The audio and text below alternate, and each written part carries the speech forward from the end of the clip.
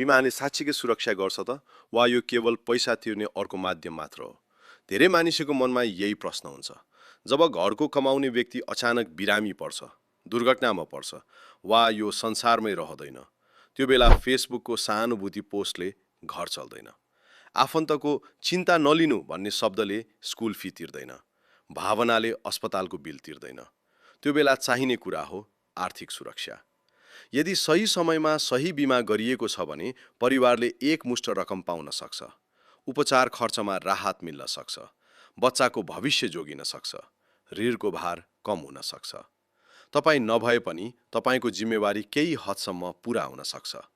बिमाले दुर्घटना रोक्दैन, रोग आउनबाट बचाउँदैन, तर समस्या आएपछि परिवारलाई आर्थिक रूपमा ढल्नबाट जोगाउन सक्छ।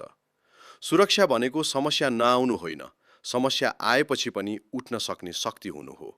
त्यसैले प्रश्न बिमा चाहिन्छ कि चाहिँदैन होइन। साँचो प्रश्न त यो हो, यदि भोलि तपाईँको आम्दानी रोकियो भने तपाईँको परिवार कतिको सुरक्षित छ?